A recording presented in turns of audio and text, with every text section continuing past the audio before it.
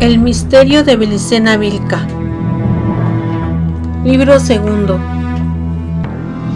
Quinto día.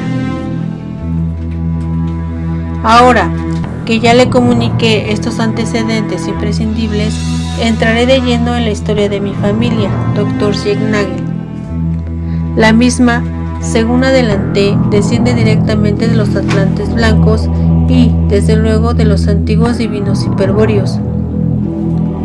Hace miles de años, los iberos fueron víctima también de esa fatiga de guerra que iba causando una amnesia generalizada en los descendientes de los atlantes blancos. Primero se fue flexibilizando la austeridad de las costumbres y se permitió que los hábitos urbanos de los pueblos del pacto cultural se confundiesen con el modo de vida estratégico. Aquella penetración cultural tuvo incidencia decisiva en la desmoralización del pueblo, en la pérdida de su alerta guerrero. Luego, se sellaron las alianzas de sangre que, conforme al engaño que padecían los últimos guerreros sabios, concretarían las ilusiones de la paz, la riqueza, la comodidad, el progreso, etc. Lógicamente, junto con los príncipes y princesas de los pueblos del pacto cultural, vinieron los sacerdotes a imponer su culto a los dioses traidores y a las potencias de la materia.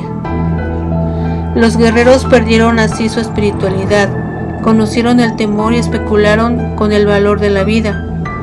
Aún serían capaces de luchar, pero solo hasta los límites del miedo, como los animales, y, por supuesto, se harían temerosos de los dioses, respetuosos de sus voluntades supremas a las que nadie osaría desafiar. Ya no levantarían, pues, la vista de la tierra, ni buscarían el origen. En adelante, solo los héroes protagonizarían las hazañas que los guerreros ahora no se atrevían a realizar. Triste lugar de excepción el reservado a los héroes, cuando en los días de los atlantes blancos toda la raza era una comunidad de héroes. El triunfo del culto causó el olvido de la sabiduría. El espíritu se fue adormeciendo en la sangre pura y solo aquellos guerreros sabios que todavía conservaban un resto de lucidez atinaron al recurso desesperado de plasmar la misión familiar. En el caso de nuestra estirpe, Dr. Ziegnagle, la locura de reunir en una sola mano el culto y la sabiduría condujo a mis antepasados a una demencial propuesta. Establecieron como pauta la perfección del culto. Es decir, que la cosa a perfeccionar no era para nosotros una mera cualidad, tal como el color o el sonido, sino el propio culto impuesto por los sacerdotes, el culto a una deidad revelada por los atlantes morenos. Y me refiero precisamente a Belicena, la diosa del fuego. Pero todo culto es la descripción de un arquetipo. La misión familiar exigía, pues, el demencial objetivo de perfeccionar el culto hasta ajustarlo a su arquetipo, el que tan luego era una diosa, vale decir, una faz del dios creador, y, como culminación, se ordenaba recrear en el espíritu a ese arquetipo, a esa diosa, y comprenderlo con el símbolo increado del origen. Ello era como pretender que el espíritu de un miembro descendiente del linaje familiar abarcase un día al Dios creador y al universo entero, para comprenderlo luego con el símbolo del origen. Con otras palabras, ello era como exigir, al final, la más alta sabiduría, el cumplimiento del mandato de los atlantes blancos, comprender a la serpiente con el símbolo del origen. No podría asegurarle si esta alucinante propuesta fue el producto de la locura de mis antepasados u obedeció a una inspiración superior, a una solicitud que los dioses liberadores hacían a la estirpe. Quizá ellos sabían desde el principio que uno de los nuestros llegaría a cumplir la misión familiar y despertaría como guerrero sabio en el momento justo en que se librase, sobre la tierra la batalla final.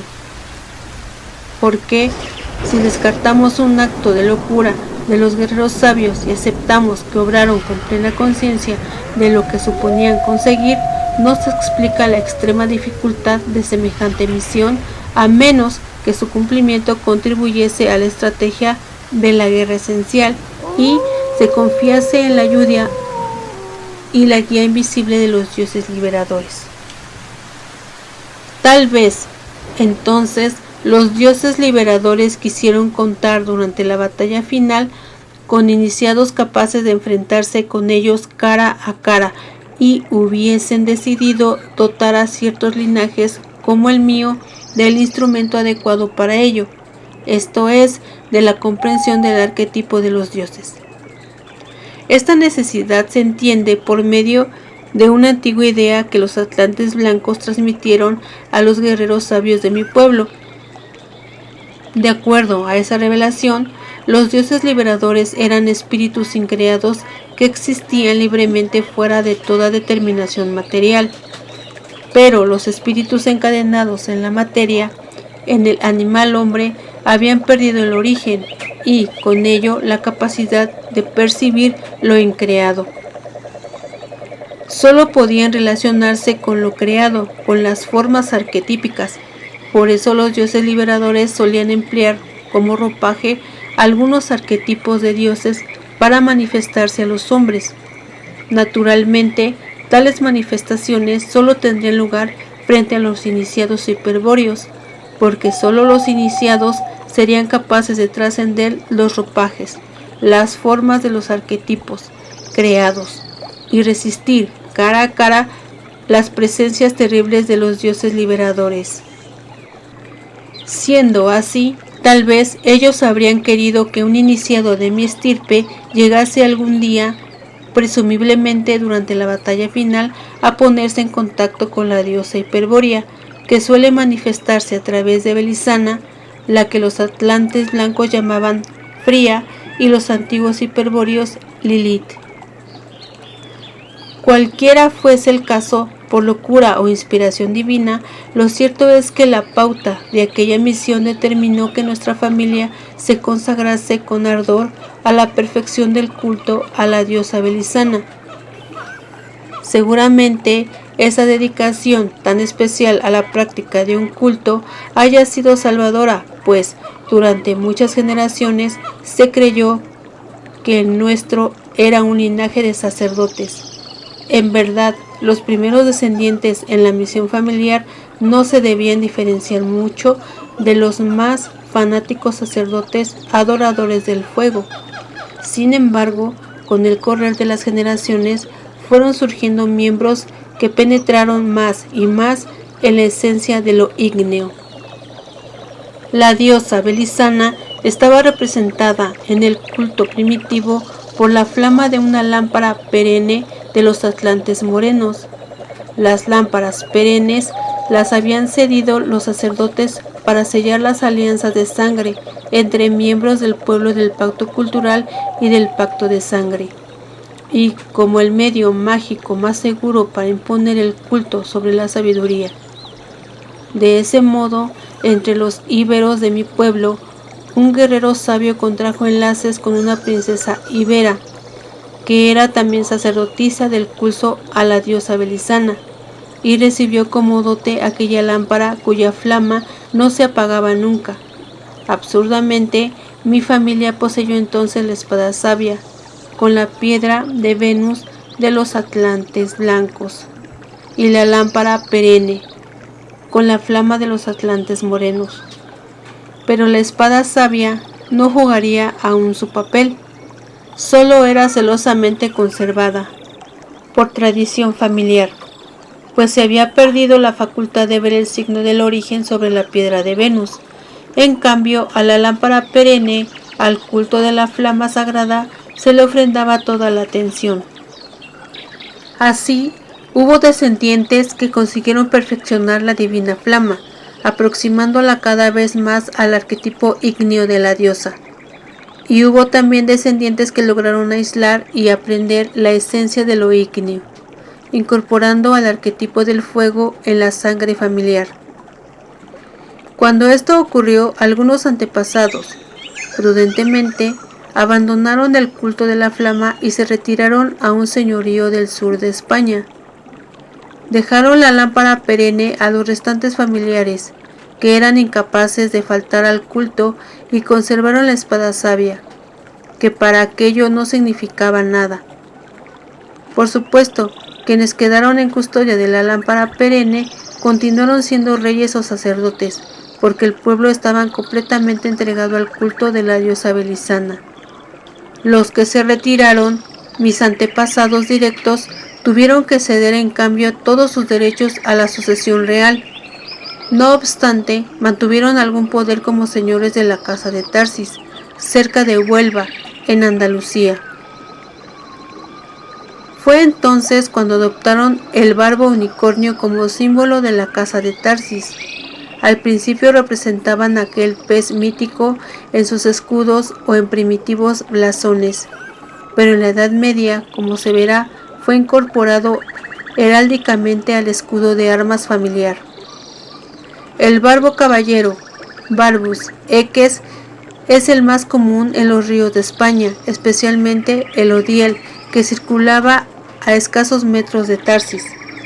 Recibe el pez tal nombre debido a 4 barbillas que tiene en la mandíbula inferior, la cual es muy saliente. Empero, el bárbol al que se referían los señores de Tarsis era un pez provisto de un cuerno frontal y 5 barbillas. El mito que justificaba al símbolo afirmaba que el barbo, desplazándose por el río Odiel, era semejante al alma, transitando por el tiempo trascendente de la vida, una representación del animal hombre. Pero los descendientes de los atlantes blancos no eran como el animal hombre, pues poseían un espíritu increado encadenado en el alma creada. Entonces, el barbo no los representaba concretamente. De allí la adicción del cuerno espiralado, que correspondía al instrumento empleado por los dioses traidores para encadenar al espíritu increado, vale decir, a la llave Kalachakra. Naturalmente, el espíritu increado era irrepresentable y por eso se lo insinuaba dejando sin terminar en las representaciones del barbo unicornio.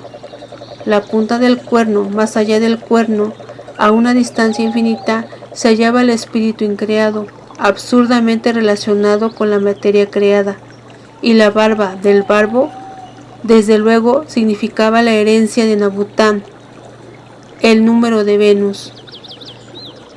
Naturalmente, los señores de Tarsis prosiguieron practicando el culto a Belisana, pues hasta el hito de Tarsis no hubo ninguno que comprendiese la misión familiar y, además, porque ello estaba establecido y sancionado por las leyes de mi pueblo.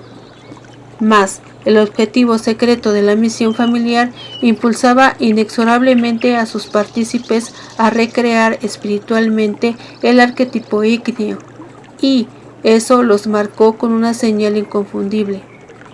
Adquirieron fama de ser una familia de místicos y de aventureros, cuando no de locos peligrosos, y algo de verdad había en tales fábulas, pues aquel fuego en la sangre, al principio descontrolado, causaba los extremos más intensos de la violencia y la pasión. Existieron quienes experimentaron en sus vidas el odio más terrible y el amor más sublime que humanamente se pueda concebir, y toda esa experiencia se condensaba y sintetizaba en el árbol de la sangre y se transmitía genéticamente a los herederos de la estirpe. Con el tiempo, las tendencias extremas se fueron separando y surgían periódicamente señores que eran puro amor o puro valor, es decir, grandes místicos y grandes guerreros. Entre los primeros estaban los que aseguraban que la antigua diosa se había instalado en el corazón y que su flama los encendía en un éxtasis de amor. Entre los segundos, los que contrariamente afirmaban que ella les había helado el corazón, les había infundido tal valor que ahora eran tan duros como las rocas de Tarsis. También las damas intervenían en esta selección. Ellas sentían el fuego de la sangre como un dios, al que identificaban como Veleno, el esposo de Belisana. En realidad, este Veleno, dios del fuego, al que los griegos conocían como Apolo, el hiperbóreo, era un arquetipo ígneo empleado desde los días de la Atlántida por el más poderoso de los dioses liberadores como ropaje para manifestarse a los hombres. Me refiero al gran jefe de los espíritus hiperbóreos, Lucifer, el que desafía con el poder de la sabiduría al poder de la ilusión del Dios creador, el enviado del Dios incognoscible, el verdadero Cristos de luz increada. Faltaba, pues, que de la estirpe de los señores de Tarsis brotase el retoño que habría de cumplir la misión familiar, el que recrease en el espíritu el fuego de los dioses y lo comprendiese con el símbolo del origen. Le anticipo, Dr. Zignagel, que solo hubo dos que tuvieron esa posibilidad en grado eminente: Lito de Tarsis en el siglo XVI y mi hijo Noyo en la actualidad, pero vayamos hacia esto paso a paso.